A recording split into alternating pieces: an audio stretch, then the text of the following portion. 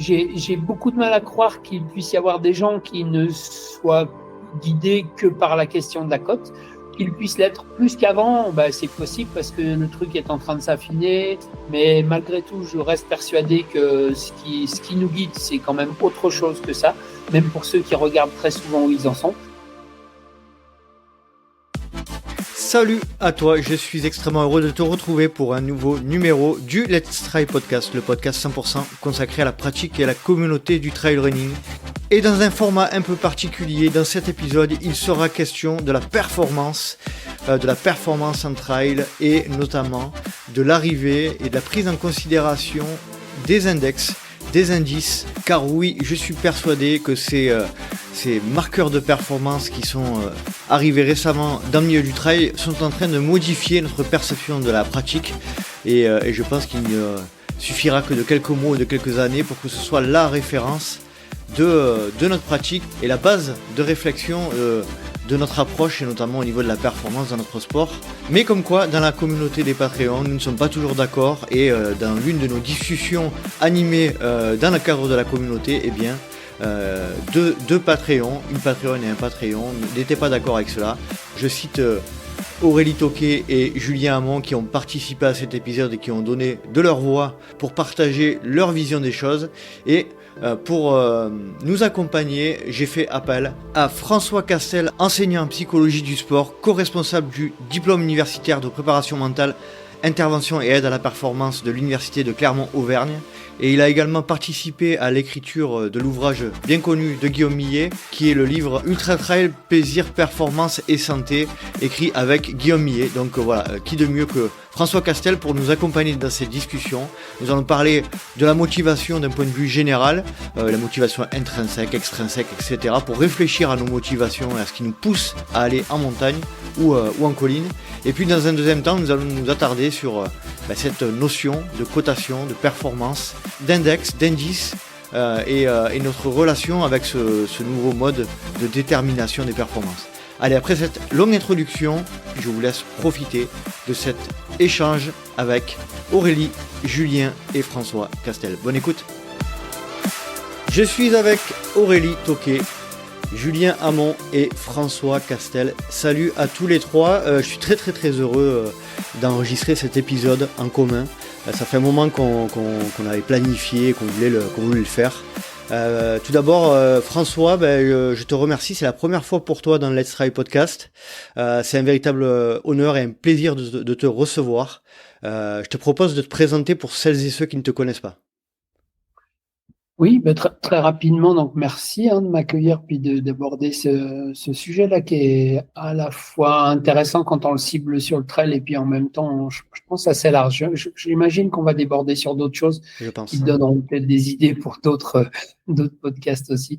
Donc moi, je suis enseignant en psycho du sport à l'université Clermont-Auvergne. Et je suis co-responsable du diplôme universitaire de préparation mentale. Voilà, et puis je suis accessoirement depuis très longtemps, je fais partie de l'ancienne génération des coureurs de long, donc voilà, je suis un peu moins assidu maintenant avec l'âge, mais je continue d'être de courir, voilà, surtout pour moi en montagne particulièrement, ouais. Ça va être hyper intéressant de parler de ce sujet-là, de la motivation, de la performance avec toi, François, parce que tu faisais partie comme tu viens de le dire, des tout premiers ultra-trailers. Hein. Ça, c'est, tu me disais que tu avais participé aux premières éditions de l'UTMB, me semble-t-il. Ouais. Alors peut-être pas les premiers, parce que les premiers ultra-trailers, ça date. Hein. Mais en tout cas, oui, la génération de fin des années 90, début des années 2000, là où il y avait une petite communauté aussi qui s'était un peu organisée, qui essayait de réfléchir, de comprendre comment ça fonctionnait. On partageait beaucoup de choses sur l'entraînement avec les connaissances qu'on avait à l'époque, qui étaient déjà pas mal, hein, mais qui ont énormément progressé en fait ces 20 dernières années là. Ouais. Merci en tout cas François de nous rejoindre, c'est un véritable plaisir comme je le disais. Aurélie, salut, je crois, t'es déjà intervenu, pas je crois, j'en suis sûr, t'es déjà intervenu à plusieurs reprises dans l'LTP, t'es une fidèle Patreon depuis de nombreuses années, et je crois que t'as croisé François. Oui, bonjour, tout à fait, oui, effectivement. Cette année, j'ai suivi le diplôme universitaire de trail running de l'université de Grenoble. dans lequel François intervient. Donc, c'est à cette occasion que j'ai pu le rencontrer. Merci Aurélie de participer à l'épisode, c'est toujours un plaisir. Et enfin, salut Julien Hamon, fidèle Patreon que j'ai la chance de suivre en tant que sportif. Trailer, néo-trailer, vas-y, je te laisse te présenter parce que tu n'es jamais intervenu dans le LTP, toi. Eh non, bonjour à tous, c'est la première fois pour moi, effectivement, et je suis ravi de faire partie de ce podcast. Là, le sujet est hyper intéressant, donc hâte de discuter de ça avec vous. Moi, c'est Julien, j'habite en Haute-Savoie, j'ai 38 ans, une femme, 2 enfants. Toujours été sportif, football, gymnastique, puis après, quand j'étais trentenaire, plutôt VTT. Et suite à un défi de ma femme de venir courir un 25 km avec elle, depuis un an, je me suis mis au trail et voilà, j'ai été piqué T'as été par ce happé sport, par le mouvement. happé. Et puis ça ne s'en finit pas. Maintenant, on parle glucides à l'heure, SV1, VO2 SV2. max. Enfin, c'est voilà. Ça part dans tous les sens. Bon, merci beaucoup Julien et Aurélie pour votre soutien. Merci d'être là. Alors, pourquoi cet épisode Vous savez que dans un précédent épisode, on a parlé du pourquoi, pour qui tu cours. C'était le LTP 170. Et on a parlé avec 2 Patreons également des raisons qui nous poussent à courir, le fameux why, etc. Et je trouve ce sujet vachement intéressant, même si parfois on peut dire que c'est un peu surfait, mais je pense que c'est un sujet qui mérite vraiment d'être creusé en profondeur. Et j'ai choisi également d'approfondir un petit peu un sujet qui me tient à cœur. Ceux qui sont dans la communauté aujourd'hui du LTP le savent. C'est les index de performance, les cotes, dont on parle de plus en plus. Et j'ai remarqué, moi, j'ai comme sentiment depuis quelques mois, voire quelques années, on va dire 2 ou 3 années, que ce sujet-là de la performance et de l'index de performance, que ce soit ITRA, UTMB, Ubitrail, etc., est en train un petit peu de changer la manière dont on pratique notre discipline. Mais ça, on va y venir un peu plus tard, dans une deuxième partie de l'émission. Dans la première partie de cet épisode, on va plutôt parler de la motivation de manière générale, les fameuses motivations intrinsèques et extrinsèques. François, est-ce que tu pourrais, si tu peux nous parler de ces 2 différents types de motivation? Oui, alors c'est souvent en effet celle qu'on cite. Si on regarde un petit peu quand même en psychologie du sport, la question de la motivation, c'est une question large, ouverte, complexe, qui est encore en plein travail. Souvent, on aborde ça par en effet ce qu'on peut finalement observer, c'est-à-dire l'aspect conceptuel, il est intéressant, mais on peut ces 2 formes de motivation que tu viens de citer, on peut les observer chacun de nous dans nos propres manières d'aborder une pratique, d'aller courir, comment on s'y prend quand on a un projet, quand on a un objectif. Et très rapidement, pour les décrire, la motivation extrinsèque, c'est plutôt la motivation qui est générée par des facteurs extérieurs. Alors, on peut très souvent dire que c'est une récompense ou une punition. Voilà, c'est un petit peu comme ça que ça se passe. Dans le sport, elle peut exister sous la forme, par exemple, de primes de match dans certaines disciplines ou de savoir qu'on va gagner de l'argent quand on gagne une course ou quand on gagne une compétition. La motivation extrinsèque, c'est aussi la motivation que nous apportent les autres quand ils vont venir nous encourager, nous donner du soutien. Enfin, c'est tout ce qui est dans notre environnement humain, mais aussi matériel, organisationnel, contextuel, on va dire. Et puis, la motivation intrinsèque, par contre, qui est toujours un peu plus délicate parce que elle est, quoi qu'en apparence, elle est sous notre contrôle, ce qui n'est pas le cas de la motivation extrinsèque. C'est une motivation qui est plus fluctuante parce qu'elle met en jeu d'autres facteurs psychologiques. Et c'est plutôt, on va dire, ce qui part de moi. Alors, on peut bien sûr citer des notions comme le plaisir, le développement de soi, l'épanouissement personnel, des notions de ce type-là. Mais en fait, dans la réalité, très souvent, ces 2 types de motivation fonctionnent ensemble. Alors, il peut fonctionner de manière discontinue, de manière superposée. Des fois, on va avoir des moments où on va vraiment aller chercher une forme de motivation plutôt qu'une autre. Dans les dans les récits de course, combien de fois on peut lire que la fin de course a été beaucoup plus facile dès lors qu'il y avait des spectateurs et qu'on était applaudis. Voilà l'exemple de la motivation extrinsèque. Mais quelques kilomètres avant, une demi-heure ou une heure avant, c'est la motivation intrinsèque qui a joué parce que la personne elle est allée chercher au fond d'elle-même plutôt quelque chose de l'ordre du sens. Quel sens ça a pour moi de faire ça, y compris dans les moments où, enfin, dans les coups de mou, par exemple.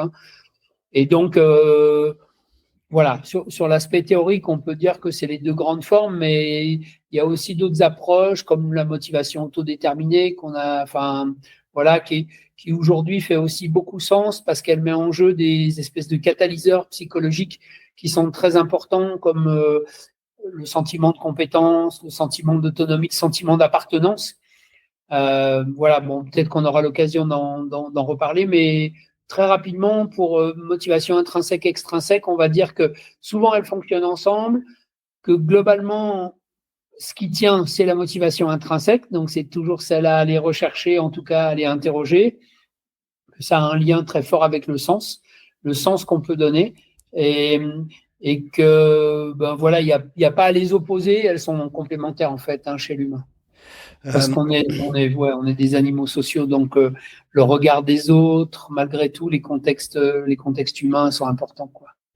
Quel rôle pour on l'avait dit dans l'épisode précédent 170 qu'effectivement il pouvait y avoir plusieurs motivations et que cette motivation justement ces causes de motivation pouvaient varier au fur et à mesure du temps de la pratique.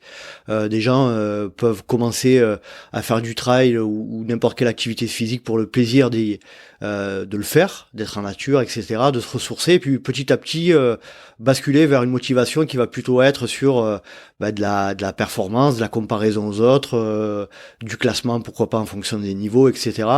Toi Aurélie, de ton côté, ça a évolué toi aussi, cette motivation-là, au fur et à mesure, elle est toujours la même depuis le début, ou comment tu l'analyses ça? J'ai pas trop l'impression que chez moi ça ait beaucoup bougé en termes de motivation. Je réfléchis en même temps que je parle. J'aime bien courir, donc en fait, je cours parce que ça me fait du bien. Donc, j'ai pas vraiment l'impression de.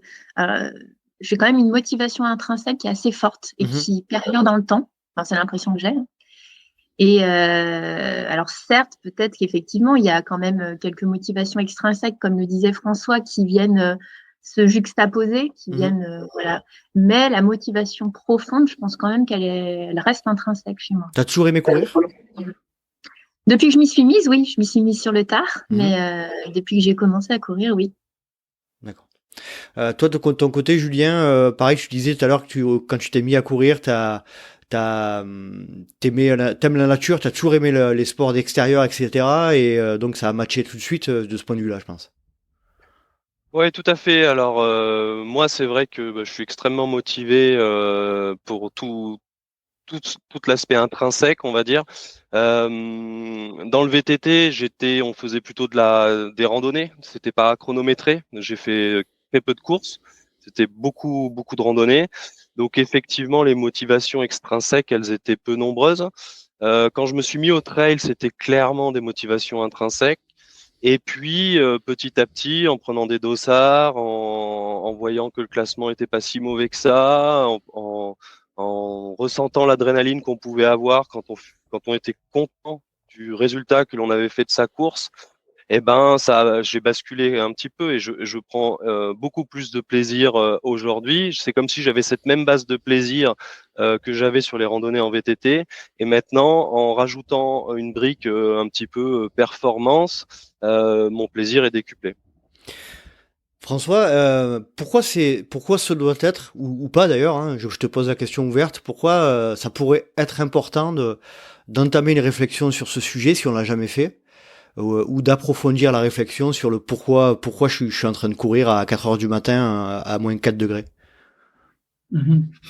Alors là, du coup, ça va beaucoup plus loin que la question de la motive. La motive, finalement, ça va être que le véhicule pour pouvoir le faire. Mais là, c'est une question qui est importante que tu poses. Pour moi, c'est la première question, en tout cas, au moins quand dans sa vie de coureur, on a envie d'aller sur du plus long. Quand on veut faire à un moment donné, la question du sens, elle se présente. Et si elle se présente pas, il faut faire en sorte qu'elle se présente. Parce que c'est à ça qu'on va accrocher tout le reste, en fait.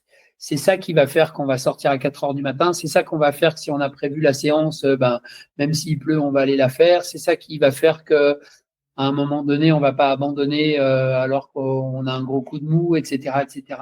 Toutes ces situations dans lesquelles finalement on aurait probablement une orientation pour ne plus faire, c'est parce qu'on a été clair avec le sens de notre engagement. Et le sens, c'est à la fois la direction qu'on se donne, comme on dirait un sens interdit ou un sens unique, tu vois, pour une rue, c'est vraiment la direction. Mais le sens, c'est aussi la signification. Quel sens ça a pour moi, ce truc-là, ça répond à la question pourquoi, en 2 mots, pourquoi faire, en quoi c'est important pour moi de faire ça, dans ce choix de faire du trail, d'aller courir 3, 4, 5 heures, d'aller courir à 4 heures du matin, d'aller courir quand il pleut, d'aller courir quelles que soient les conditions. C'est quoi là la reliance avec l'être humain que je suis? Donc là, ça n'a même pas grand-chose à voir avec le sport. En tout cas, cette question au départ, elle n'a pas grand-chose à voir avec l'activité physique, avec le trail en général. C'est vraiment la question. Et puis la question du sens. Et la troisième acception du mot sens, c'est aussi les sens au niveau sensoriel, quoi. Mmh. Et donc, quand Aurélie tout à l'heure, elle dit, moi, voilà, je prends du plaisir, j'aime courir, ça me fait du bien. Voilà, ça, c'est des mots qui sont liés au sens, et notamment au sens sensoriel, quoi. De la même manière qu'on peut prendre du plaisir à bien manger, etc. Et l'un n'empêche pas l'autre, d'ailleurs. Voilà. Donc, pour moi, ce qui vient avant la motivation, c'est ce qui nous porte dans l'organisation qu'on va mettre en place pour pouvoir aller vers des défis, vers cette forme de motivation un peu particulière qui existe notamment chez. Alors, je parle peut-être plus des coureurs de long, mais c'est important parce que c'est ça qui va être un des enjeux. C'est ce qu'on appelle le modèle motivationnel adaptatif. Et le modèle motivationnel adaptatif, c'est le fait de fonctionner en termes de motivation par défi. Voilà, donc ça veut dire que je me lance des défis. Et ça ne peut être soutenu que si le sens, il est clair. Mmh. Si le sens, il n'est pas clair, ça va être plus difficile. C'est pas que c'est pas possible, mais ça va être plus difficile, et notamment dans les premiers écueils, quand on n'a pas beaucoup d'expérience et qu'on commence à faire du long, on ne sait pas encore comment tout à fait bien gérer les moments de moins bien, les coups de moins bien. Et du coup, ces moments-là, quand ils se répètent, si le sens il n'est pas clair, on va avoir tendance à lâcher l'affaire, quoi. C'est vrai qu'on parle souvent de motivation comme des... En fait, en t'écoutant, j'ai l'impression que la motivation, c'est juste un outil pour arriver à... Et que, en fait, c'est pas tellement la motivation qu'on doit sur la motivation qu'on doit se questionner, mais plutôt sur la couche inférieure, c'est-à-dire encore une fois, ce que tu dis, c'est hyper important. Quel sens je donne à ma pratique, et sens de manière générale, je pense. Ah oui, c'est vraiment ça. C'est d'où ça vient à l'intérieur de moi. Donc là, ça n'a pas grand-chose. Ce point de départ, de mon point de vue, il n'a pas grand-chose à voir avec le sport, avec l'activité physique, avec la course, avec le trail. Il a à voir avec l'humain que je suis dans comment je me positionne dans ma vie pour faire ce que je fais, pour agir comme j'agis. Donc ça va bien au-delà de simplement. Après, la motivation, on va la construire. Ça veut dire qu'on va trouver des passages qui, là, pour le coup, nous sont propres, même si en psychologie du sport, il y a beaucoup de choses qui ont été étudiées et on sait qu'on a quand même des grands axes. Comment cette approche motivationnelle, sur quoi elle est centrée? Est-ce que, par exemple, elle est plutôt centrée sur la personnalité? Est-ce qu'elle est plutôt centrée sur le contexte, sur la situation?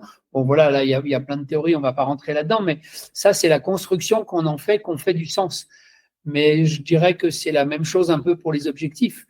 Avoir une bonne stratégie d'objectif, c'est fondamental en fait, parce que ça veut dire que ça oriente la motivation. Et là, les travaux, ils sont vraiment très très clairs. Alors en psycho d'une manière générale, mais en psycho du sport particulièrement, où on sait que l'orientation de la motivation, elle peut être clarifiée parce qu'on s'est fixé des objectifs, mais pas n'importe quel type d'objectif.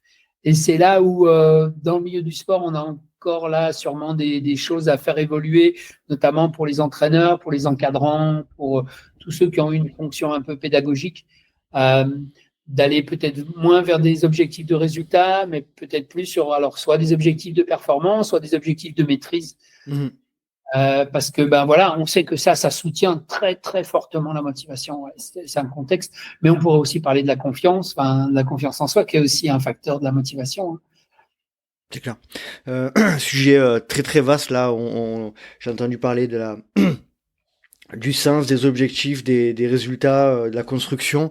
C'est vrai que c'est un espèce de puzzle qu'on va mettre en place, mais qui repose encore une fois malgré tout sur la personne qu'on est versus la pratique. Est-ce qu'elle correspond, est-ce que ma pratique correspond à la personne que je suis aussi, ça c'est hyper important je pense.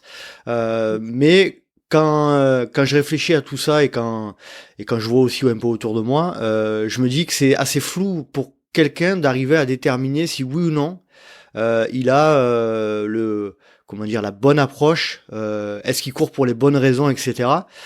Toi, François, c'est quelque chose que tu vois autour de toi, surtout dans la pratique de l'ultra, j'imagine des gens qui sont un peu perdus sur le sens qu'ils mettent derrière la pratique.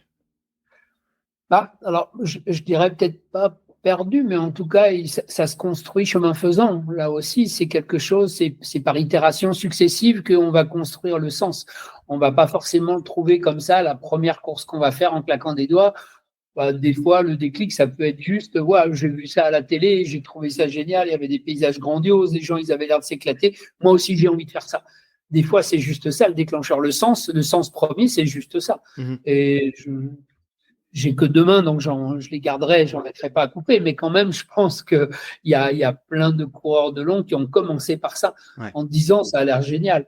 Et puis. On peut considérer que ça, je te coupe, excuse-moi, on peut considérer que ça, cette manière qui est assez répandue ce déclencheur qui est assez répandu notamment dans l'ultra, ça peut être considéré comme un vrai sens à sa pratique initiale. C'est un premier sens en tout cas. C'est un premier sens qui va faire que je vais commencer à organiser ma motivation, mes objectifs, l'organisation très terre à terre du quotidien, mon planning, etc.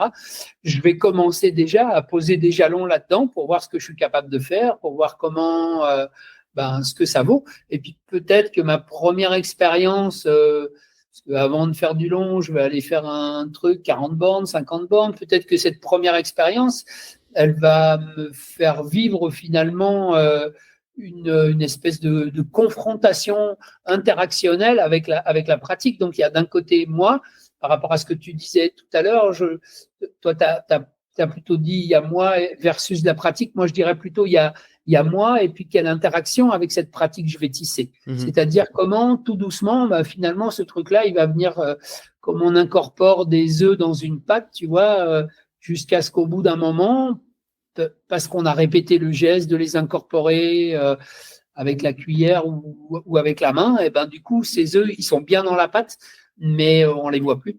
On les voit plus en tant qu'eux, mais ils sont là, et c'est ce qui donne du goût à la pâte, en fait. C'est ce qui va nous permettre de dire, là, oui, j'ai vécu 2-3 courses où, en effet, j'avais envie d'abandonner, j'avais mal, je sais pas plus que je foutais là quand on était de nuit, il s'est mis à pleuvoir, je me suis barré, mais c'est des moments importants, en fait, c'est des moments constructeurs. L'abandon, c'est un moment constructeur en termes de motivation, parce que c'est un moment qui nous fait prendre conscience que là, on a atteint une limite, non pas physique ou mentale, mais on a atteint une limite en matière de sens. C'est-à-dire que là, on ne peut plus donner du sens, donc on arrête. C'est notre manière de nous préserver quelque part. Et c'est important de se préserver. Un peu comme quand on apprend à skier, il faut tomber. Et même quand on continue d'apprendre, voilà. Parce que quand on tombe, notre corps, il va percevoir la limite de ce que c'est que l'équilibre, en fait. Et c'est pas une limite intellectuelle ou c'est une limite qui est très intériorisée, incarnée, j'aurais tendance à dire. Le sens, c'est quelque chose d'incarné. On peut se poser la question intentionnellement, mais c'est surtout quelque chose d'incarné.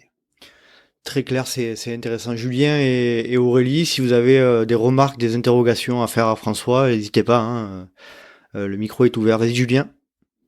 Ouais, moi, c'est intéressant ce que tu dis, François, parce que on a l'impression que de manière naturelle, on va y aller progressivement pour aller à l'ultra. Moi, depuis 1 an que je fais du trail, donc moi, je suis arrêté pour l'instant à des formats maratrail. Je sens quand même que autour, on pousse à aller vers de la longue distance, comme si c'était un objectif, et j'ai l'impression que ça pourrait biaiser mes motivations. Alors, pour l'instant, j'ai l'impression que je dirais le mix entre la confiance en moi plus le fait que je manque de temps pour m'entraîner me stoppe et fait dire aux autres non, non, non, j'ai pas envie d'aller sur un 80, j'ai pas le temps. Et j'ai l'impression que quand même,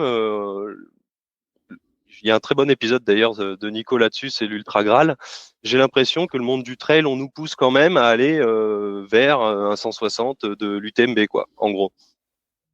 Oui, je ne sais pas si c'est le monde du trail ou si c'est là aussi l'humain que l'on est, qui, puisqu'il fonctionne comme ça par défi, hein, là, dans cette notion de défi, il y a la notion d'aller explorer finalement qu'est-ce que je suis capable et de se rendre compte que l'ultra, c'est pas forcément plus difficile que le plus court. Voilà, quand on voit les vitesses actuelles des trails de 40 km, là, ça part à fond, ça court à fond, ça arrive à fond. C'est un autre sport. Ah oui, c'est vraiment complètement différent. Il y a 20 ans, c'était pas ça. Il y a 20 ans, il y avait vraiment, on pourrait dire, ou 25 ans, il y avait vraiment cette gradation où, en effet, c'était une étape pour aller faire de l'ultra, etc. Mais moi, je pense que ce qui nous pousse, c'est peut-être moins le contexte. Alors, bien sûr que le contexte, il a tendance à vendre un peu aussi, entre guillemets, du rêve et que ça peut faire rêver pour quelqu'un qui a jamais fait le tour du Mont Blanc. C'est un rêve où la Diag, ça fait rêver. Enfin, voilà, enfin, dans notre sport, il y a aussi une motivation qui est fondamentale, c'est celle de la présence dans la nature, qui est un besoin de l'être humain. On l'a bien vu après le Covid, ce retour à la randonnée, ce retour à des activités de pleine nature, comme si même des gens qui avaient très peu de liens avec ça se rendaient compte que c'est un besoin comme dormir, manger de la même manière, quoi. Et en fait, il y a aussi, moi, je vois aussi plein de gens qui font pas d'ultra, qui sont très heureux, mais là aussi, ils ont construit le sens que ça avait pour eux. Je pense que quelque part, j'ai presque envie de dire, si on va pas au sens, et le sens, il viendra vers nous. Il viendra vers nous, alors des fois de manière un peu brutale, des fois de manière un peu douloureuse en fonction de ce qu'on vit dans la course. Ça peut être une question de blessure, ça peut être voilà un projet qu'on a beaucoup investi psychiquement et puis dans lequel on va lâcher l'affaire. Voilà, je crois que la question, c'est de se mettre vraiment, c'est de clarifier en quoi c'est important pour moi de faire ça. Mais pas pour moi en tant que coureur, en tant que sportif, pour moi en tant que personne humaine. La bestiole humaine que je suis, en quoi c'est important pour elle d'aller faire ce truc-là. Aurélie, je crois que tu voulais poser une question. Oui, j'avais une question aussi, notamment, c'est le fait de participer à un événement, à une course organisée. Je me posais la question, là, avec tout ce qu'on vient de dire, c'est nous mettre un objectif, donc c'est permettre de nous motiver pour aller vers cet objectif. Et c'est vrai qu'au fond de moi, j'ai l'impression que c'est une motivation totalement intrinsèque parce que je choisis mes courses en fonction du profil de course, du lieu, des endroits qui me font plaisir où aller, que le type d'organisation convienne aussi à mes valeurs, tout ça. Et je voulais savoir si le fait de participer à un événement comme ça organisé, il y a forcément des motivations extrinsèques qui vont rencontrer mes motivations intrinsèques ou le fait d'aller dans un événement, on peut garder que de l'intrinsèque. Ouais, c'est difficile de répondre dans l'absolu à cette question. Il faudrait qu'on creuse un peu, du coup, plus spécifiquement avec toi et sur ce type de pratique. Mais globalement, la motivation, enfin, ce qui fait qu'on court et qu'on court un peu longtemps quand même si on fait pas de l'ultra, voilà, même un 40 bonnes, c'est quand même quelques heures. C'est quand même un fond de motivation intrinsèque qui est solide, qui est stable. C'est ce que tu as dit, Aurélie, le plaisir que je prends, c'est l'engagement que je mets, c'est le fait d'avoir à y penser, le fait d'avoir à construire mentalement quelque chose pour faire cette course. Je vais m'organiser Et alors, quand on a un peu d'expérience, on s'en rend moins compte parce qu'on le fait un peu, pas automatiquement, mais en tout cas, ça devient des habitudes, des espèces de schémas habituels, usuels. Mais dans tous les cas de figure, on peut pas se dire je m'inscris à cette course et puis ne pas y penser ou c'est là. C'est un objet mental qui est là, qui est présent et qu'on va investir. Et l'investissement dans ce projet, ça, c'est une forme de motivation intrinsèque parce qu'on va se révéler au travers de ça. On va se révéler dans nos capacités, dans nos compétences, dans notre autonomie à faire telle ou telle chose, dans ce qu'on va rechercher auprès des autres.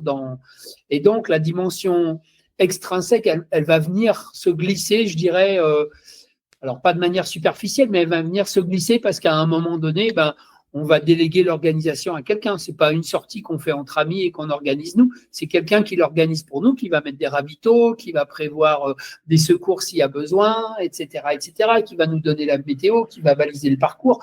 Ça, c'est une forme de motivation extrinsèque qu'on pourrait prendre pour de la motivation extrinsèque parce que ça veut dire quelque part, ça me permet de rester sur moi, sur mon truc et sur le plaisir que je prends à faire ça. C'est une manière qui est centré là-dessus.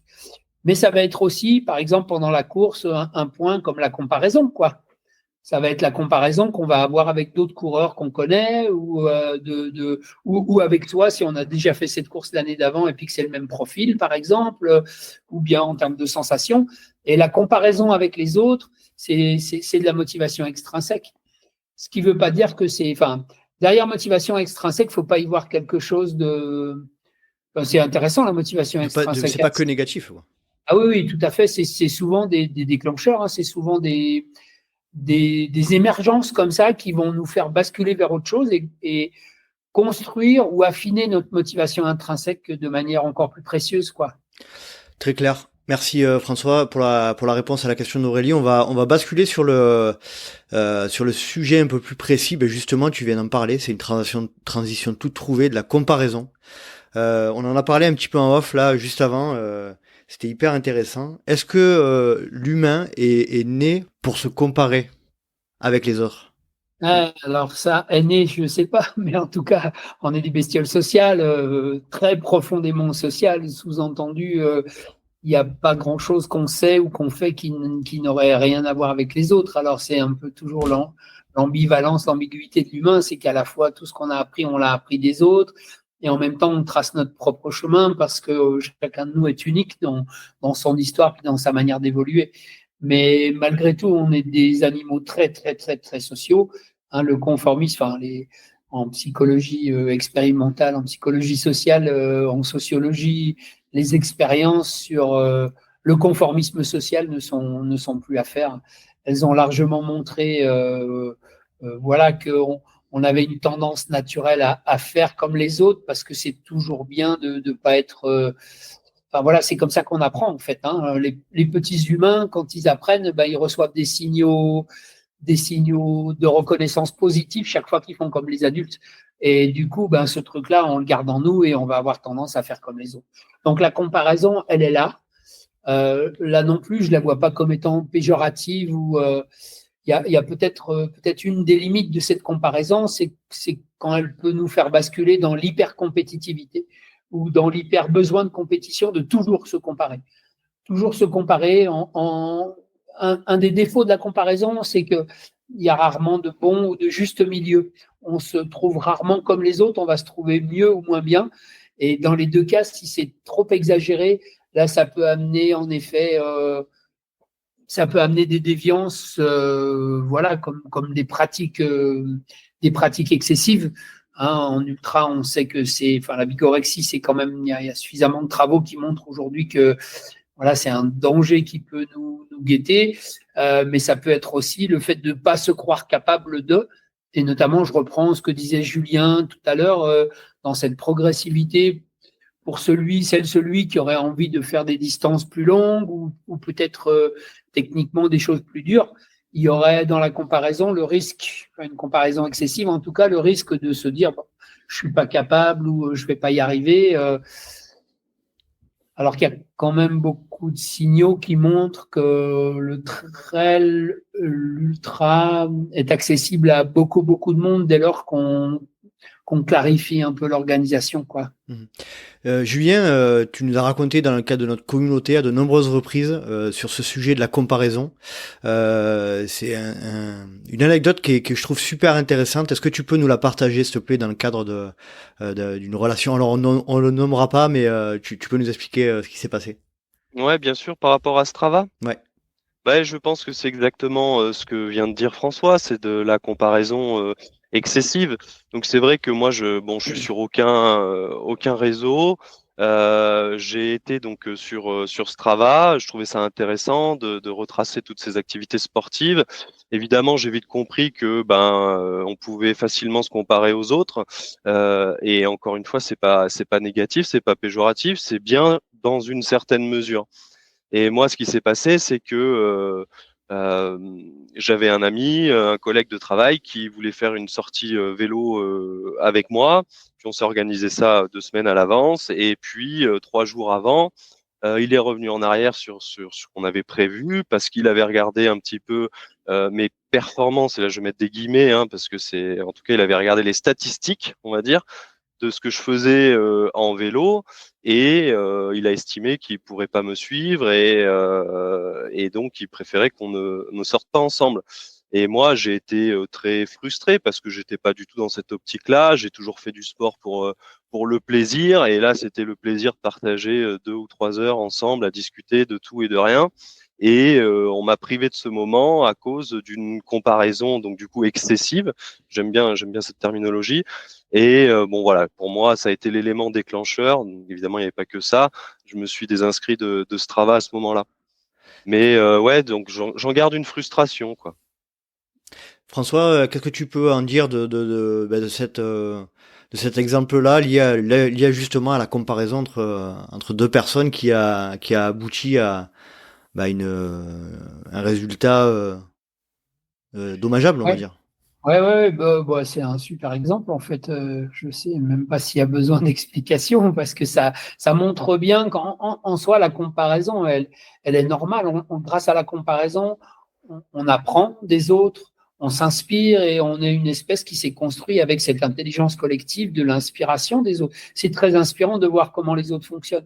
C'est parce que des fois je vois qu'un tel a osé faire telle chose à l'entraînement que moi je vais aussi oser alors que sinon je n'osais pas. C'est parce que je me compare avec un autre qui fait de telle manière que je vais dire je trouve ça vraiment chouette. Moi, je suis pas capable, mais je trouve ça vraiment chouette ce qu'il fait. C'est aussi ce qui tire vers le haut.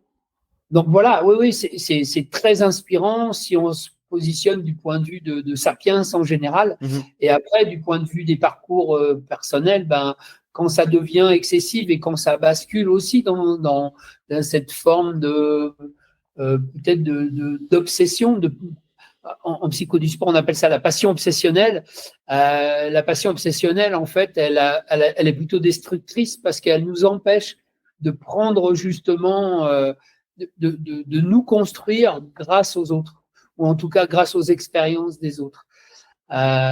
Et en face de ça, on met le terme de passion harmonieuse. Et là, la passion harmonieuse, c'est en effet d'avoir bien clarifié la question du sens, d'être au clair sur ses objectifs, de savoir où on va, et puis de sentir que puisqu'on est au clair, il peut y avoir un petit écueil, il peut y avoir un truc qui n'était pas prévu, c'est pas un problème, on est au clair sur la base et elle est stable. Quelque part, les fondations, elles sont stables. Le sens, les objectifs, la confiance en soi, ça, c'est vraiment la stabilité la du clé projet. de voûte de la pratique. Ouais, c'est vraiment la stabilité de l'engagement. Quand on a ça, on peut vivre un coup de mou, on peut vivre un abandon une fois, on peut, etc.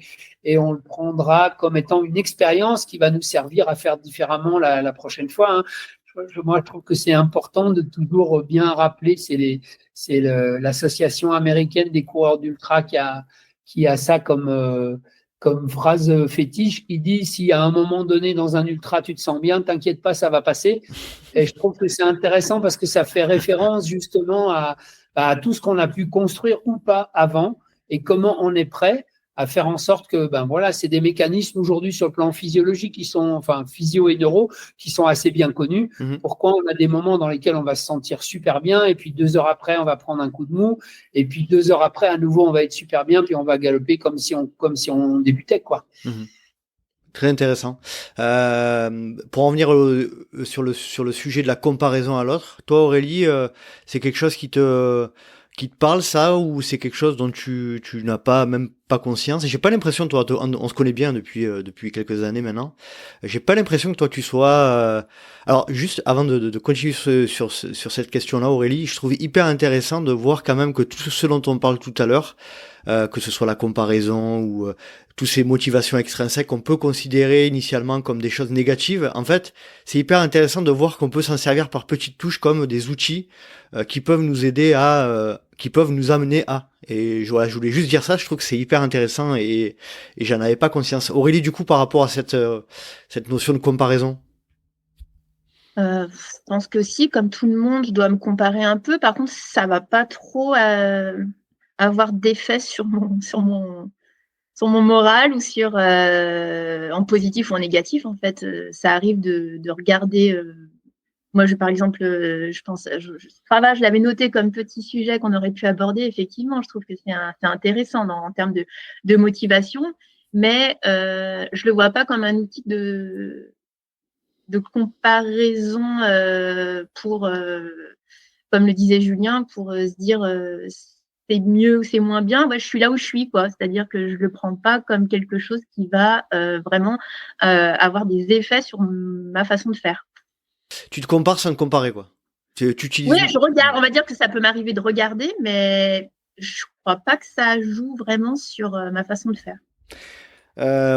François, si tu veux réagir sur ce que je disais tout à l'heure par rapport à cette notion d'outils qu'on peut utiliser, notamment dans le cadre de la comparaison, qui peut être utile.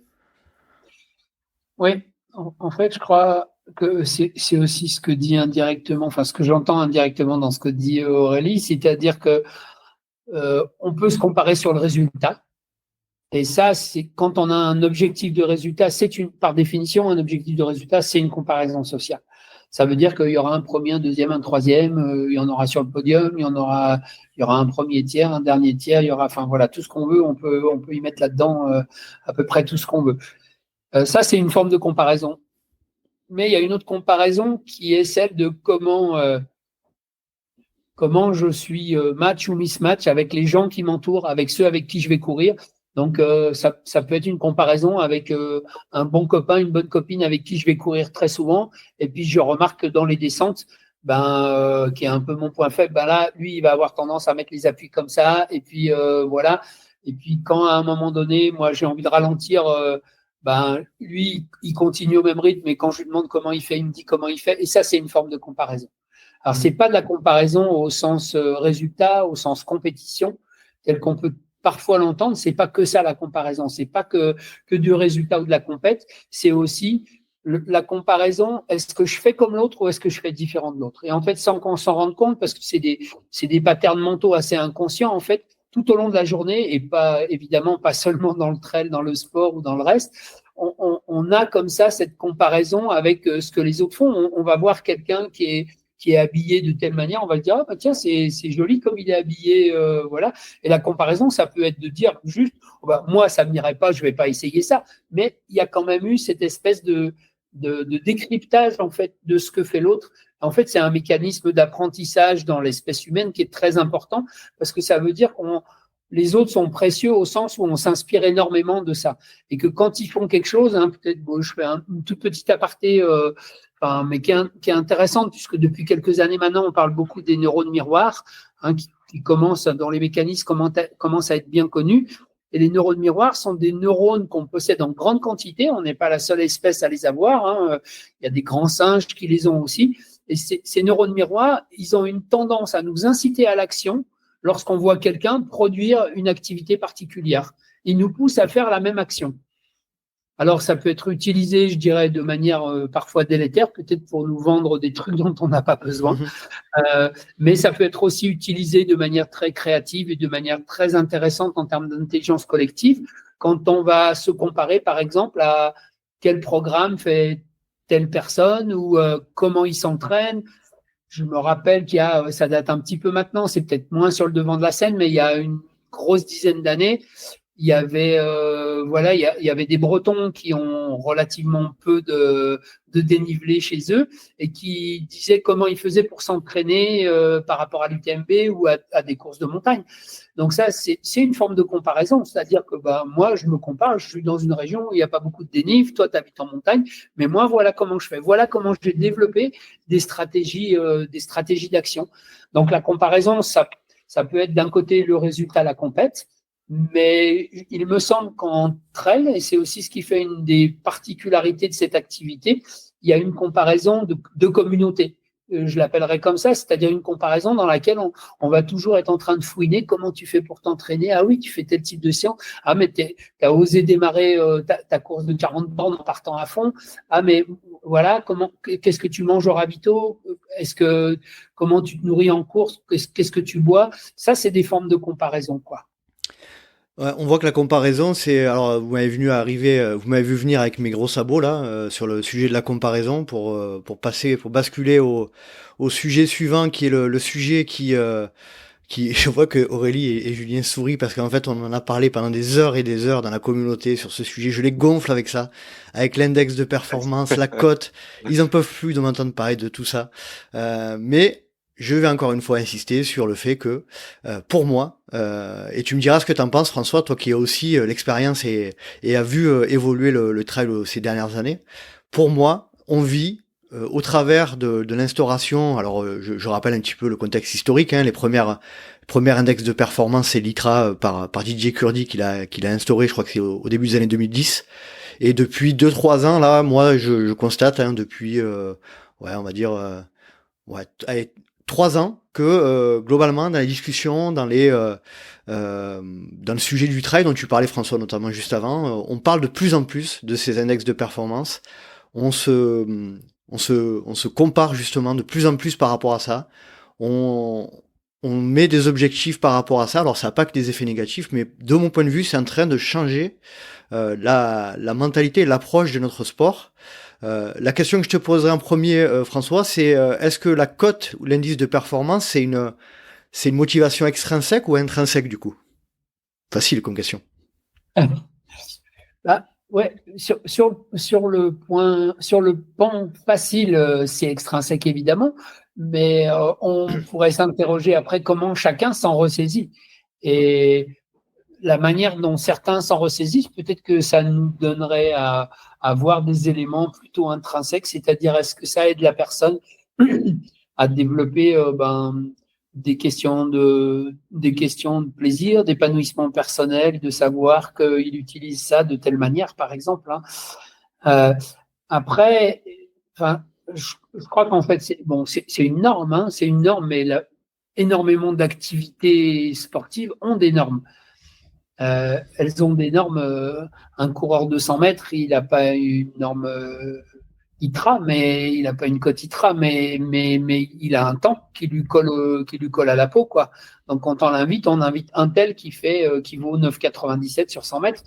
Quand on fait du tennis ou du golf, il y a des cotations aussi, pareil en fonction du niveau des joueurs. Donc, je pense que là aussi, c'est important parce que c'est une forme de comparaison. Mais cette comparaison, c'est une comparaison qui représente une certaine objectivité. Il y a quelques années, d'ailleurs, je crois que dans le livre Ultra Trail Plaisir, Performance et Santé. Ah oui, c'est vrai. On l'a pas cité, François. On l'a cité. Ouais, mais il me semble que j'avais mis un outil que j'avais développé un peu, qui date un petit peu là, dans lequel il y avait l'idée de dire on va essayer de mettre en place une échelle comparative par rapport à soi ou par rapport aux autres, mais aussi une échelle subjective qui est les sensations. Par exemple, quelles sensations j'ai là dans la montée, dans la descente, à la moitié de course, etc. Et aussi une échelle objective. Et en fait, les normes, c'est rien d'autre que des échelles objectives. En tout cas, qu'on essaye d'objectiver. parce que des points ou un temps ne nous diront jamais rien d'autre que des points ou un temps. Ça veut dire que même mon coureur de 100 mètres qui vaut 9,97, ce jour-là, ça sera ce jour-là. C'est, sans le contexte, l'humain n'est pas grand-chose en fait. Hein. Et donc, on peut objectiver beaucoup de choses. On peut regarder son cardio-fréquence mètre et dire, ouais, non, moi, il ne faut pas que je dépasse 140 ou 150 quand je suis en montée, etc., etc. Mais ça ne nous dit pas grand-chose de qui on est ce jour-là, à ce moment-là, dans ce contexte-là. Et le 140 habituel, ce jour-là, peut-être qu'il a pas de raison d'être ou moins de raison d'être. Idem pour la vitesse de déplacement. Voilà, donc, je dirais que les constructions normatives, comme une cote ITRA, par exemple, elles pourront pas nous exonérer d'aller nous mettre en lien avec la dimension subjective qui fait qu'on va faire la course qu'on va faire ce jour-là, quoi. Très clair. Aurélie, quel est ton point de vue sur encore une fois, hein, pour en revenir d'un point de vue un peu plus général sur cet aspect cote et indice de performance. Moi, je donnais mon point de vue qui était de dire on entend de plus en plus parler dans les discussions du trail. Toi, clairement, tu m'as dit non, moi c'est pas quelque chose que je constate autour de moi. Est-ce que tu peux me donner ton point de vue par rapport à cet aspect-là de la présence de la cote et de l'index dans les discussions du trail aujourd'hui? Oui, effectivement, ça fait quelques mois qu'on en discute entre nous et forcément, j'ai un peu plus prêté l'oreille à tout ça. Donc, effectivement, je trouve que... Et t'as vu que j'avais raison, finalement. Tu as raison, mais je suis plutôt chez les élites. Plutôt chez les élites, effectivement, je pense que ça prend de l'importance. Autour de moi, moi qui appartiens à une association de course à pied, on n'a jamais abordé le sujet des cotes entre nous. Je t'avoue que je ne sais pas trop si ça intéresse les personnes. J'ai posé quelques questions autour de moi quand même depuis qu'on en parle. Et je n'ai pas l'impression que ce soit le tracas quotidien du coureur lambda. Après, une cote, ça peut signifier, j'ai envie de dire, 4 choses. Ça peut être se comparer aux autres, ça peut être aussi se comparer à soi-même, parce que forcément, si on refait une course qu'on a déjà faite, ça peut être aussi servir d'avoir une cote minimale pour s'inscrire à une course. Des fois, il faut une cote minimale pour s'inscrire à une course.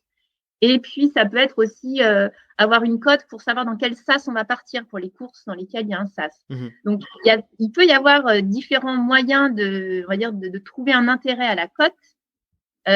Par contre, après, si on parle de moi, je vais faire ma saison et mon objectif, c'est d'atteindre telle cote, je t'avoue qu'autour de moi, je ne crois pas qu'il y ait grand monde qui ait cet état d'esprit. Bon, on sera toujours pas d'accord, mais c'est pas grave. C'est justement ça qui est bien. Julien, ton point de vue, toi je pense qu'il a un peu, je vais pas spoiler, mais je crois qu'il a un peu évolué ces derniers temps. Bah oui, parce qu'on a commencé les discussions où on m'a parlé de code, j'ai dit de quoi combien 12%, 8%, donc j'ai appris qu'il y avait une cotation donc en trail et Nico m'a soutenu que maintenant que j'avais regardé ma cote, je continuerai de la regarder et je regarderai son évolution. Et donc moi je soutenais que non, moi c'est comme Aurélie, c'est quelque chose que je regarde pas. C'est un élément qui est toutefois intéressant. Alors je suis un peu moins d'accord sur le côté objectif. Moi je trouve qu'il reste quand même encore trop subjectif et je vais l'expliquer pourquoi.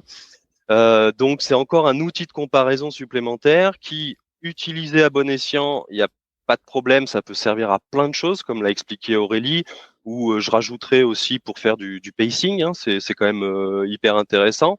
Mais quand c'est utilisé à mauvais escient, comme pour se comparer aux autres, c'est là où moi je perds le sens parce que je vais vous donner mon exemple très concret hein, sur le trail des druides que j'ai fait cette année. Donc course duo, je fais simple hein, avec le temps que je fais, je cote à 550 sur ma course duo et on courait en même temps que les solos. Donc du coup même course. Hein. Et en duo je cotais à 590, en solo je cotais à 550. Donc moi je pars du principe qu'à partir du moment où il peut y avoir un écart de 10% sur la même course, même météo, même profil, tout pareil, juste parce que il n'y a pas la même densité sur la course en duo que sur la course en solo, je trouve que c'est pas très pertinent quoi. Est-ce que je cote 590 ou est-ce que je cote 550 ? Moi, ma sensation, c'est plutôt 550. Mais donc, c'est pas la bonne motivation pour moi. Et je trouve que la cote est trop subjective. Et je fais juste, peut-être pour ceux qui connaissent pas trop, en fait, ce qu'ils font, par exemple, si je prends l'ITRA, une fois qu'ils ont remis la course à plat, ils comparent par rapport à une distance record, comme par exemple les 2 heures au marathon, ça fait la base de 1000 points. Et puis sur une course de 22 km avec 2000 de dénivelé, donc on arriverait sur une distance à plat de 42 km. Si on l'a fait en 2 heures, on aurait 1000 points. Si on l'a fait à 3 heures, on fait 1000 fois 2 divisé par 3 et puis on a une cote à 667. Et ce qu'ils font pour prendre en compte la technicité du parcours, les conditions de course, ils appliquent un coefficient. Et en fait, ils prennent la moyenne des cotes ITRA du jour de l'ensemble des coureurs à l'arrivée, et pour qu'à l'arrivée, elle soit égale à la moyenne des cotes ITRA des coureurs au départ.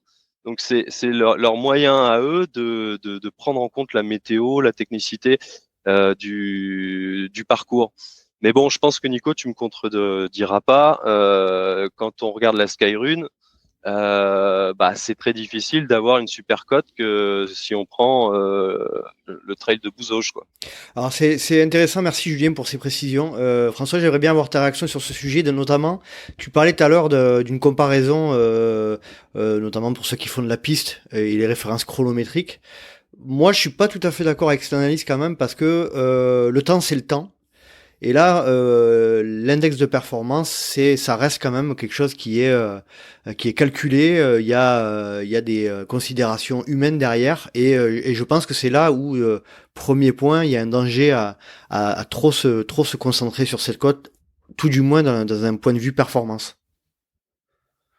Oui, c'est une tentative d'objectivation, hein. Donc après, objectiver chez l'humain, enfin, on a beau mettre des échelles, des normes, tout ce qu'on veut, la mesure, ça reste la mesure. Même le chronomètre, il a ses failles aussi. En fait, on s'en rend compte de temps en temps. Voilà, pour l'instant, on va jusqu'au 100 millième, je crois, en athlée. Mais qu'en serait-il si on allait au 100 millionième de seconde, chose qu'on n'est pas capable pratiquement de faire aujourd'hui sur un stade, mais qu'en serait-il si on allait jusque-là? Donc voilà, la ligne droite n'existe pas par définition, hein, mais je crois que le point de départ, il me semble que c'est dans cette nature humaine de vouloir faire des comparaisons. Dans à peu près tous les sports, il y a quand même des classements, enfin voilà. Peut-être l'idée, c'est est-ce que c'est ça qui intéresse les gens, c'est de pouvoir se comparer, parce qu'une fois que j'ai ma cote, je peux quand même me mettre dans un classement, ou en tout cas me comparer avec les autres. Est-ce que cette cote, elle permet aux gens plutôt d'aller vers une question qui serait du style quel bénéfice je peux tirer de ça? En quoi ça peut être aussi un facteur de motivation? Pourquoi pas? Aurélie parlait tout à l'heure des élites. Ben, moi, j'imagine assez facilement que pour les élites, la cote, quand elle est bonne, ben, peut-être que la négociation avec les sponsors est pas la même. Peut-être qu'il y a des bénéfices professionnels ou semi-professionnels à tirer de ça. Pour moi, la question qui est derrière toutes les normes ou tous les outils, c'est quel bénéfice je peux en tirer dans ma motivation, dans ma pratique. C'est ça qui me semble intéressant. Donc, on peut prendre ça comme un outil. Après, par rapport à tes craintes et tes observations, sur ces 3 dernières années, tu disais, moi, on peut très bien imaginer aussi qu'il y a des gens pour qui ça devient le seul point de repère, et que, mais après tout, si ça leur permet de donner du sens, enfin, tu vois, c'est aussi une manière de donner du sens, de dire, ben voilà, j'étais à 500, je veux être à 600, ou pourquoi pas. Enfin, il me semble qu'il n'y a rien à juger en tant que tel. Il y a à remettre dans le contexte de la personne et puis de comment elle y trouve son compte. Il y a fort à parier que s'il y a que cet aspect-là, il y a un moment donné où il y aura une limite qui arrivera, parce que ça développe pas suffisamment la motivation intrinsèque, ça c'est clair. Mais on peut aussi imaginer que ça puisse être des appuis, des soutiens pour la développer, ouais. Alors moi j'ai donné un petit peu mon expérience, parce que je l'avais dit, hein, je partagerai mon expérience récente de ce sujet-là, et ce qui m'a aussi encouragé à faire cet épisode, hein. Je vais me livrer. Très clairement. Récemment, j'ai souhaité participer à la Skyrun et faire une performance, tout à ma mesure, bien évidemment. Hein. Et je me suis donc dit que j'allais faire un certain niveau d'index de performance, puisque je pensais avoir les capacités physiques de l'atteindre. Donc je me suis préparé, je me suis imaginé, donc j'ai utilisé cet index de performance potentielle comme outil motivationnel pour m'entraîner, de ce dont tu parlais François tout à l'heure, hein, très clairement. Et je me suis basé à un index théorique que j'estimais avoir au moment donné, auquel j'ai rajouté un petit quelques unités pour me dire je vais aller un peu au-delà de ce que je fais d'habitude et ça devrait passer. Sauf que qu'est-ce qui s'est passé? Je me suis préparé pour ça, j'ai planifié, j'ai fait mes plans autour de cet objectif chronométrique très précis, parce que c'était sur la Skyrun. La Skyrun, il y a toujours le même parcours. Et l'année dernière, c'était à peu près les mêmes conditions météo. Donc je me suis dit, je devrais arriver pour un chronomètre pour une durée de temps. Sauf que en me rendant sur cette course, j'ai pris le départ de la course, je fais ma course, je passe des super sensations, j'ai des super sensations, je passe une super course et en arrivant en haut de la rune, je me rends compte que impossible d'arriver au chronomètre, enfin au temps théorique que je m'étais fixé. À partir de là, dans ma tête, je me suis ma course a changé, c'est-à-dire que je suis passé d'une course où il faisait beau, où j'étais avec des gens sympas, où je passais un super moment, j'avais des super sensations, à un moment où je me suis dit, ben voilà, ma course elle est terminée, ça sert plus à rien. Parce que je m'étais rendu compte que j'allais pas atteindre mon objectif. Donc là, clairement, en vous présentant de manière un peu transparente et ça, Julien et Aurélie, tous les Patreons connaissent cette histoire-là, mais dans cette expérience-là, ça montre bien à quel point l'index de performance, il est pris comme une base de réflexion, de calcul théorique sur une performance attendue. Il peut avoir des conséquences négatives parce que, justement, encore une fois, et comme le disait Julien tout à l'heure, les cotes évoluent ne sont pas toujours les mêmes en fonction des courses, en fonction du plateau, etc. Donc c'est aussi pour ça que je veux faire cet épisode, c'est pour mettre en avant le fait que, oui, courir, se servir de la cote, de l'index de performance comme un outil motivationnel extrinsèque, ok, mais attention, il y a des risques à être déçu. Qu'est-ce que ça t'inspire, François? Ouais, oui, ça c'est sûr. Enfin, là, je trouve ton témoignage est vraiment super pour montrer à quel point la motivation extrinsèque seule ne peut pas fonctionner. La motivation extrinsèque, c'est une récompense ou une punition. Et du coup, quand on n'a pas ni l'un ni l'autre, toute la motivation s'arrête en fait. C'est quand la récompense ou quand la punition s'arrête, la motivation s'arrête avec. Mmh. Et c'est ça la différence avec la motivation intrinsèque qui, elle est là, elle est présente parce que c'est moi, et c'est moi quels que soient les contextes. Et dans ce que tu dis, je trouve que c'est très intéressant parce que dans la question du sens qu'on a évoqué tout à l'heure, il y a pour moi un travail qui est intéressant. Alors, c'est pas encore très connu, mais il y a quand même un certain nombre maintenant de coureurs qui commencent à le faire, c'est de travailler sur les objectifs de substitution. C'est-à-dire quand je me fixe un objectif de résultat ou un objectif de performance et que je vois que je pourrais plus les atteindre, pour X raisons qui peuvent être liées au contexte, qui peuvent être liées à moi ce jour-là, enfin peu importe en fait.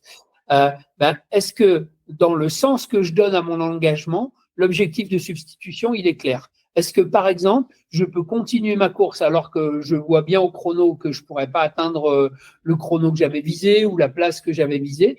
Est-ce que je peux en profiter, par exemple, pour travailler techniquement ma foulée sur la montée, sur la descente, sur les passages techniques? Est-ce que je peux en profiter pour aller travailler mon alimentation dans les moments où je commence à être un peu brassé au niveau de l'estomac? Est-ce que je peux en profiter pour aller travailler au niveau des...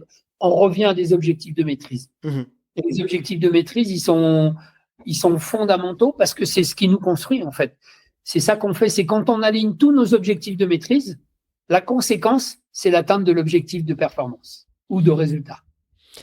Hyper intéressant. Et ça, c'est vraiment quelque chose qu'oublient les sportifs. Là, on en parle dans le cadre du trail, mais c'est vraiment, enfin, je dirais que culturellement, c'est pas à ça qu'on est biberonné en France. On n'est pas biberonné à la question de la conséquence. Quand on gagne dans un sport, c'est une conséquence. C'est la conséquence qu'on a été en capacité d'aligner toutes les conditions qu'on a travaillé à l'entraînement, c'est même pour ça qu'on s'entraîne, pour développer des compétences, qu'on a aligné toutes ces compétences ce jour-là, dans ce contexte-là, et que, voilà, ce jour-là, après, il y en a un qui est plus fort, il gagne. Et des fois, c'est moi, des fois, c'est pas moi. Mais c'est surtout une conséquence du fait que j'ai pu faire tout ça. C'est hyper intéressant. Julien, tu voulais réagir tout à l'heure, je crois. Ouais, non, mais c'est hyper intéressant. C'est vrai qu'en fait, ce que tu dis, François, c'est que quelque part, si ton plan A, c'est de faire un temps, c'est pas grave, puisque c'est une motivation comme une autre. Mais que si jamais tu vois que sur le parcours, tu n'y arriveras pas, il faut que tu aies un plan B, en fait, quelque part, et que tu trouves des motivations supplémentaires. Chose peut-être que Nico, t'as pas réussi à trouver dans la deuxième partie de ta course. Et c'est vrai que c'est hyper intéressant parce que là, en décembre, je vais faire un trail, donc le premier trail que j'avais fait l'année dernière en décembre avec ma femme. Donc là, je vais le refaire et j'y vais avec un objectif de temps. Et j'avoue que ça me fait très peur parce que j'ai du mal à trouver, à me dire, ok, mais si à un moment donné tu vois que tu n'y arrives pas ou tu exploses, hein, ça peut aussi arriver. Qu'est-ce que tu fais? T'abandonnes ou bah tu reprends ton trail plaisir comme tu as toujours fait et puis bah tu es dans la nature et puis c'est sympa et puis t'es pas sur le canapé et puis voilà.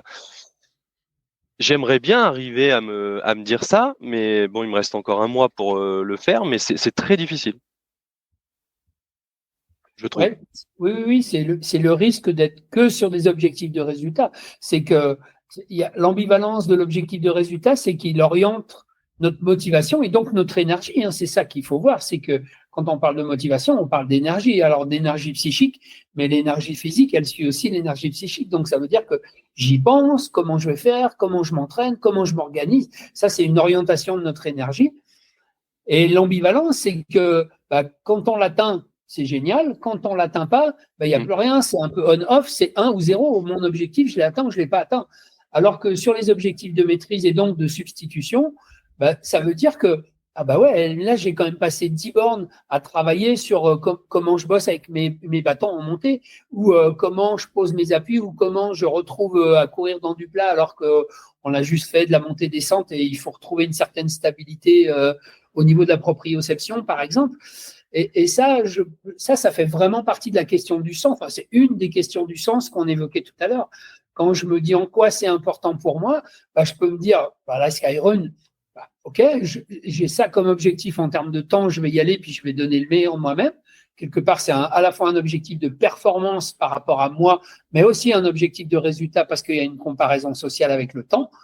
Mais en arrière-plan, on devrait, de mon point de vue en tout cas, on ne devrait pas négliger ces objectifs de substitution qui nous disent, ok, là maintenant je vois que je peux pas, c'est pas grave, c'est une expérience, c'est pas un échec, c'est une expérience au sens où je vais m'en resservir et pour que ça me resserve, je vais aller travailler des trucs que dans notre sport, on n'a pas l'occasion, quand on fait du foot, on a l'occasion de s'entraîner tous les jours ou 3 fois par semaine. Quand on fait des 40-50 bandes, on ne s'entraîne pas tous les jours ou toutes les semaines parce que l'organisme ne supporte pas ça. Donc, quand on le fait, il faut qu'on soit aussi en capacité de se servir de ce qu'on fait pour que ça nous serve la fois d'après. Et la question d'abandon peut être aussi intéressante, tu l'as posé, Julien. L'abandon, pour moi, c'est tout à fait intéressant à une condition, c'est qu'on essaye d'y percevoir quelles sont sur quelles limites je suis allé. Est-ce que c'est vraiment des limites physiques? Combien de fois dans les récits de course, on entend des gens raconter, si j'étais allé jusqu'au ravito, que j'avais pris le temps de ravitailler, de manger, de boire une boisson chaude, de machin, etc., j'aurais pas abandonné. J'ai rendu mon dossard en arrivant au ravito. Ça, c'est des expériences qui sont très communes, en fait. Et l'expérience d'avoir abandonné, cette expérience, les gens, ils ne la referont pas. Donc, ça nous apprend la limite, en fait. Hein. En tant qu'humain, c'est ça qu'on a à apprendre. On a à apprendre nos limites et on sait à la fois qu'on n'en a pas et à la fois qu'il y en a. Ça veut dire qu'on n'en a pas en tant qu'individu où on peut toujours imaginer que, en fonction des aspects neurologiques, physiologiques, biomécaniques, etc., mentaux, on peut toujours aller un petit peu plus loin que ce qu'on se croit capable de faire. Et puis, en même temps, il y en a des limites parce que, on n'est pas des guépards ou des chevaux. C'est clair. Aurélie, Aurélie, tu souhaites réagir sur ce sujet de la cote? Tu parlais tout à l'heure aussi tu disais que tu constatais qu'il y avait, on parlait beaucoup de cotes et d'index de performance chez les élites. Peut-être que tu peux préciser ça. Oui, mais après, c'est juste une observation. Notamment, on voit quand même de plus en plus souvent entre guillemets, des critiques des index qui peuvent être donnés suite à une course, parce que on l'a dit tout à l'heure, c'est des indices de performance qui évoluent et qui finalement sont pas très objectifs. Et on s'aperçoit que je pense que beaucoup pensent être sous-cotés. Et comme le disait François, quand c'est pour les personnes qui sont pro ou semi-pro, c'est quelque chose qui est assez important peut-être pour leur carrière sportive. Donc, effectivement, pour eux, l'index qui va leur être donné suite à une course peut avoir des répercussions. Et je pense qu'ils y apportent un intérêt plus fort. Moi, si je prends mon exemple, là, on parlait de chrono. Comme tout le monde, je fais des estimations quand je vais faire une course. Je me dis, je compte peut-être mettre, mais ça reste une estimation. On est quand même un sport où c'est difficile de savoir à la minute près combien de temps on va mettre. Ce qui fait que, c'est compliqué pour ma part, de me dire je vais mettre pile le temps que j'ai dit. Et moi, ça va pas me saper le moral si je mets un petit peu plus, puisque ça restait une estimation. C'était pas marqué dans ma tête que j'allais mettre tant de temps. Donc, c'est pas quelque chose qui va totalement me faire louper ma course. Mais ce que je voulais dire, c'est que c'est peut-être pas la même façon de penser pour quelqu'un qui, mine de rien, a un pied dans le professionnel, ou qui est sponsorisé, pour lequel il peut y avoir des incidences par la suite. Il y a un truc qui me vient quand je pense à ça, je me dis quand même qu'il y a personne qui va aller réclamer à l'ITRA ou à l'UTMB ou à Bitrail qu'il ait été surcoté. Ça n'arrive jamais, je crois. Jamais. Hein. On est d'accord. Et justement, par rapport à cette notion de notation, de manière plus générale, est-ce que nous, François, je sais pas quel est ton avis, mais est-ce qu'on a un sujet là-dessus en France sur l'importance de la notation versus d'autres pays, peut-être qu'ils l'ont un peu moins? Oui, alors c'est en train d'arriver aussi dans le monde de la formation professionnelle, par exemple. Maintenant, les formations qui débouchent sur des certifications, donc qui sont inscrites à France Compétences, elles fonctionnent en termes de compétences acquises ou non acquises. Ça veut dire qu'on n'est plus sur des notes, ça existe encore. Les systèmes scolaires, je crois, des pays nordiques sont aussi beaucoup fondés là-dessus. Et puis on a assez de recul aujourd'hui en psychologie de l'éducation pour savoir qu'il y a des enfants qui marchent à 8 mois, à 9 mois, d'autres à 12, d'autres à 14, et que l'important, c'est qu'ils marchent. Il y en a qui commencent à lire correctement à 6 ans, d'autres à 8, et l'important, c'est qu'ils finissent toujours par lire. Donc, je crois que ce qui est en arrière-plan de ça, je renvoie encore ça pour moi à la question du sens. Le sens, il peut être que personnel, que individuel, parce que c'est notre histoire, c'est nous en tant que personnes, tel qu'on est. Et dans ce que disait Aurélie juste avant, notamment par rapport aux athlètes élites, de mon point de vue, ceux qui accordent trop d'importance à cette impossible objectivation, c'est impossible à objectiver l'activité humaine d'une manière générale. On peut se donner des repères, on peut se donner des jalons, on peut se donner des catégories, mettre un peu des cases, des machins. Mais on ne pourra jamais objectiver complètement. Pourquoi ? Parce que l'humain, il vit les choses de manière très, très, très personnelle dans un contexte donné, et que sans le contexte, on n'est rien. Donc, qu'on ait une cote comme ça, ou avec 50 points de plus ou 50 points de moins, ça ne dira rien de ce qu'est et de ce que sera cette personne-là le jour de la course. Ça ne nous dit pas grand-chose, en fait. Ça nous donne une idée, mais ça ne nous dit rien. Ça ne nous dit rien de ce qui est de la confrontation de la personne avec l'activité. L'activité, elle est en contexte.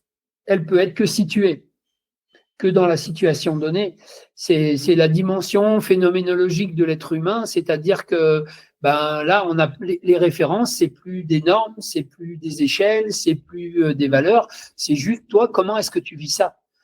Et je pense aussi que c'est une des raisons pour lesquelles le trail plaît, c'est parce que finalement, on peut être nous-mêmes au milieu de la nature, on peut être nous-mêmes à faire une activité qui est assez inscrite dans notre espèce. Hein. On est vraiment l'espèce par excellence qui est faite pour courir et pour courir longtemps. On a l'équipement, il n'y a aucune autre bestiole sur cette planète qui a un équipement comme le nôtre pour courir aussi longtemps. Aucune. Et en termes d'évolution, sur le plan purement évolutionniste, l'évolution, elle s'en fout un peu des individus. Elle regarde à préserver une espèce. Et dans la préservation de l'espèce, je pense que c'est aussi ça qui est là, qui est présent. C'est le fait que ces élites, s'ils sont trop, je dirais, focus sur leur cotation, au premier pépin, ils vont abandonner, ils vont arrêter, ou alors ils vont avoir du mal à orienter leur énergie sur un certain nombre de choses. Il y a nécessairement là qui soutient, le vrai soutien, c'est de la motivation intrinsèque, c'est sûr. Je suis pas persuadé, encore une fois là, j'insiste, mais je suis pas persuadé que ce que tu viens de dire là sur la considération de la cotation est réservée aux élites. Hein. Vraiment, moi je le vois autour de moi. Encore une fois, j'insiste, hein, mais qu'on soit à 400, 500, 600, 700 cotes ITRA, on a ce type de comportement là où, alors effectivement, plus on est loin, on va dire dans le peloton, et moins, je pense que c'est prépondérant, mais on a quand même, voilà, il y a de plus en plus de personnes qui se basent à ça. Julien, je vais te poser une question. On en avait pas. Vas-y. Ouais, Nicolas. Mais du coup, je pense que, alors, je citais les élites parce qu'en effet, Aurélie avait fait cette référence, ouais. Et je pense que c'est intéressant parce que pour eux, il y a un étage encore différent à la fusée qui est celui soit de la professionnalisation, soit, enfin, voilà, de bénéfices professionnels ou d'intérêts professionnels directs ou indirects avec des sponsors ou autres. Mais il me semble que pour les autres, y compris les non professionnels, c'est exactement la même chose. C'est-à-dire qu'on ne peut pas construire une course ou construire une motivation uniquement sur la cotation ITRA. Ça, c'est sûr que derrière, il y a d'autres choses qui les font, que peut-être maintenant ils y soient plus attentifs ou que ça leur donne un point de repère ou de discussion, c'est possible. Mais par contre, c'est sûr que si on les interrogeait, et là, ça peut être que personnel, que individuel, dans les trajectoires de chacun, c'est sûr que si on les interrogeait, les fondations de soutien, c'est de la motivation intrinsèque. Je vais poser une question très brutale. Je suis désolé, Julien, par avance. François l'a évoqué juste avant. On disait le trail, c'est quand même aussi la nature, la sensation de liberté, etc. Attention, est-ce que la cote ou l'index de performance, c'est tout simplement pas l'anti-trail par excellence? L'anti-esprit trail par excellence. J'ai une réunion là, faut que je vous laisse. Non, mais c'est une super question. Moi, ce que je crois, c'est que c'est un outil qui nous est mis à disposition. Et comme tout outil, s'il est bien utilisé, et ben c'est très bien, c'est super. Ça peut nous permettre de progresser, d'acquérir des motivations, qu'elles soient intrinsèques, extrinsèques, et d'avancer, et surtout de se lever du canapé et d'aller faire une activité. Après, c'est toujours la même chose, dans une certaine limite. C'est que à la fin, si c'est courir pour une cote, la perf à la cote. Merci Hermano. Ouais. Si, oui, clairement, c'est pour moi c'est anti-trail. Enfin, c'est anti-sport même tout court en fait. Ouais. C'est d'abord le plaisir, quoi. Le plaisir comme base, comme moteur de la performance. Ça c'est ton credo, ça. Ça c'est la phrase que tu nous ressors à chaque fois. Mais elle est tellement vraie. François, quelle est ta réaction sur la phrase de Julien, le plaisir doit être le moteur de la performance? Oui, c'est une évidence. Le plaisir, c'est le moteur de toutes les activités qu'on fait dans la vie. C'est très freudien, hein, ça n'a rien à voir avec la psycho du sport, mais le principe de plaisir, c'est ce qui guide de toute façon nos activités par définition. Donc, soit par focalisation, soit par évitement, mais dans tous les cas de figure, c'est évident que, en tout cas, si on veut durer, la question du plaisir, elle est là. J'ai beaucoup de mal à croire qu'il puisse y avoir des gens qui ne soient guidés que par la question de la cote, qu'il puisse l'être plus qu'avant, c'est possible parce que le truc est en train de s'affiner, ça commence à être connu. On va dire que le système, il commence un peu à s'organiser, à avoir une certaine lisibilité. Mais malgré tout, je reste persuadé que ce qui nous guide, c'est quand même autre chose que ça, même pour ceux qui regardent très souvent où ils en sont, d'une part. Et d'autre part, sur la question de l'esprit trail, oui et non, parce que quelque part, le trail, c'est jamais que de la course à pied, c'est la première activité que Sapiens a pratiquée, c'est celle qui a fait qu'on est l'espèce qu'on est aujourd'hui. Donc, je vois des courses où les personnes qui finissent ensemble, elles finissent ensemble, elles ne cherchent pas à doubler l'autre au dernier moment, à sprinter sur la ligne d'arrivée. J'en vois d'autres où c'est pas le cas. Donc, l'esprit trail, voilà, initialement, en effet, il est plutôt dans le fait de dire, quand on a couru quelques heures ensemble, on a moins envie de vouloir être forcément premier devant l'autre ou deuxième, ou on a envie peut-être d'arriver ensemble. Maintenant, je crois que là aussi, il y a des différences interpersonnelles entre chacun, la lecture qu'il en a. Je ne sais pas si celui qui sprint pour arriver devant l'autre alors qu'il a fait toute la course avec l'autre, je sais pas s'il a plus de satisfaction. J'en suis pas certain, en fait. Je suis pas sûr. Il y a des espèces de réflexes compétitifs qui sont liés à la société aussi, qui nous embarquent un peu là-dedans. Je sais pas. Mais malgré tout, il me semble que la cote, ça peut être intéressant sur les questions de motivation, à condition de savoir l'oublier pour mettre plutôt son énergie sur tout ce qui vient du fond de nous-mêmes, quoi. C'est très clair. Aurélie, tu vas pas y couper. Est-ce que la cote ou l'index de performance c'est l'anti-esprit trail? Écoute, en l'état actuel des choses, je dirais non, puisque je le constate autour de moi, ça n'a pas l'air de perturber mes relations avec les personnes que je connais. Après, à voir à l'avenir si ça vient empiéter sur notre pratique, mais non, parce que c'est l'anti-esprit trail. Après, on fait un sport, ça reste aussi un peu compétitif. La cote vient un petit peu marquer ce côté-là, vient marquer une perf. Donc, ça fait quand même partie du sport. Mais oui, il ne faudrait pas que ça prenne une dimension comme celle que tu prétends. Et là, peut-être que ça pourrait venir entraver notre joli sport. Bon, vous avez bien compris, hein, je grossis un peu le trait, j'exagère à peine, mais un peu quand même. Mais voilà, en tout cas, c'était hyper passionnant. Je vous remercie d'avoir partagé tout ça ensemble. C'était vraiment très très intéressant. On aurait pu faire un podcast de 4 heures, mais non, on va pas le faire. François, est-ce que tu souhaites rajouter un dernier mot pour terminer sur ce sujet-là afin de conclure l'épisode? Écoute, non, merci de l'invitation. C'était très intéressant aussi les réflexions de Julien Aurélie, vos témoignages. Je crois que c'est vraiment une activité qui mérite qui mérite qu'on se penche sur cette question-là du sens. Alors, toute activité humaine mérite qu'on se penche sur la question du sens si on veut la maintenir, l'initier, la maintenir dans le temps. Mais celle-ci particulièrement, et il me semble qu'elle nous fait grandir, pas grandir seulement en tant que trailer, mais grandir aussi en tant que personne, en tant qu'humain. Parce que quand on est en capacité de donner du sens aux choses, ça veut dire qu'on est beaucoup plus, me semble-t-il, dans la capacité aussi de partager avec les autres, de partager son expérience, d'être en soutien, enfin voilà, d'avoir des attitudes peut-être plus humaines et un peu moins purement compétitives, même si ça peut toujours être, ça peut être sympa aussi de se tirer la bourre. Mais voilà, merci. Merci à vous, c'était super.